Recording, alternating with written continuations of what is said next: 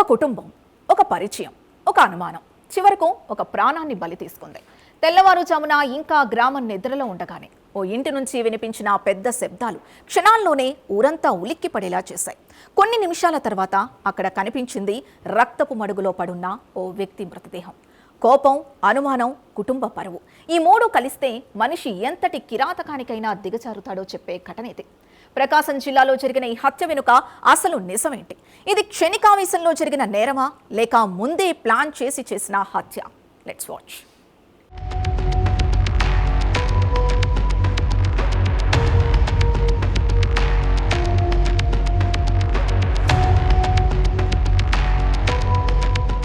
ప్రకాశం జిల్లా సంత మాగలూరు మండలం పాత మాగలూరు గ్రామం ఒక్కసారిగా హత్య వార్తతో ఉలిక్కిపడింది.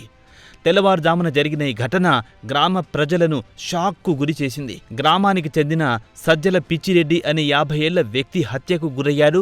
ఆయన మృతదేహం కనిపించిన తీరు చూసి స్థానికులు ఒక్కసారిగా షాక్కి గురయ్యారు.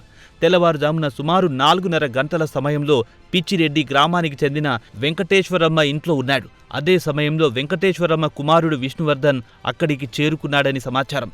ఆ క్షణం అక్కడసలు ఏం జరిగింది, ఇద్దరి మధ్య ఎలాంటి మాటలు జరిగాయి అన్నది పూర్తిగా బయటకు రానప్పటికీ కొద్ది క్షణాల్లోనే పరిస్థితి అదుపు తప్పింది.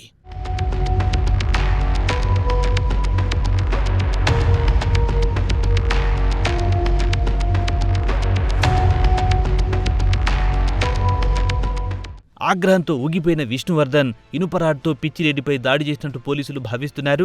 దాడి తీవ్రత ఎక్కువగా ఉండడంతో పిచ్చిరెడ్డి అక్కడికక్కడే ప్రాణాలు కోల్పోయాడు. ఈ హత్య వెనుక వివాహేతర సంబంధమే కారణమని గ్రామస్తులు చెబుతున్నారు. అయితే ఇది ప్రస్తుతం స్థానికుల వాదన మాత్రమే.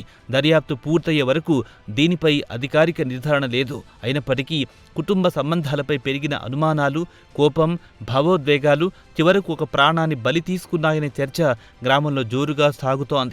సమాచారం అందుకున్న పోలీసులు వెంటనే సంఘటనా స్థలానికి చేరుకుని ఆధారాలను సేకరించారు. మృతదేహాన్ని పోస్టుమార్టం నిమిత్తం తరలించి కేసు నమోదు చేశారు. సంఘటన జరిగిన ఇంటిని పరిశీలించి స్థానికుల నుంచి వివరాలు సేకరిస్తున్నారు.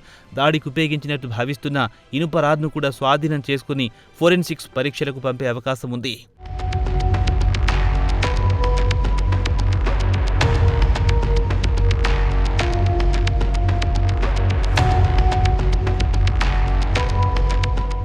ఈ కేసులో మరో కీలక పరిణామం చోటు చేసుకుంది.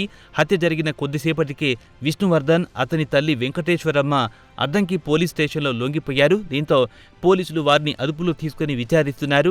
హత్యకు దారి తీసిన అసలు పరిస్థితులు ఏంటి? ఇది ముందే పథకం ప్రకారం జరిగిందా, లేక ఒక్కసారిగా ఆవేశంలో జరిగిన ఘటన అనే కోణాల్లో దర్యాప్తు కొనసాగుతోంది. ఇలాంటి ఘటనలు మరోసారి ఒక విషయాన్ని గుర్తు చేస్తున్నాయి. అనుమానం నిజమా కాదా అన్నది చట్టం తేల్చాలి. కానీ ఆ అనుమానాన్ని ఆధారంగా చేసుకుని చట్టాన్ని చేతుల్లోకి తీసుకుంటే చివరికి ఒక కుటుంబం నాశనం కావడమే కాదు, 2 కుటుంబాల జీవితాలు శాశ్వతంగా మారిపోతాయి. ఒకరు ప్రాణాలు కోల్పోతే మరొకరు జీవితాంతం జైలు జీవితం ఎదుర్కోవాల్సిన పరిస్థితి వస్తుంది.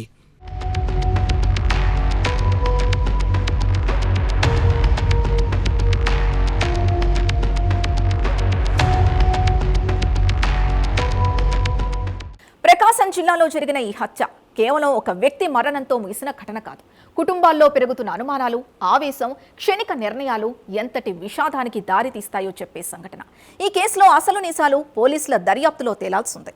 కానీ ఒక విషయం మాత్రం స్పష్టం: కోపం కొన్ని క్షణాలే ఉంటుంది, కానీ ఆ క్షణాల్లో తీసుకున్న నిర్ణయం జీవితాంతం చెరగని శిక్షగా మిగిలిపోతుంది.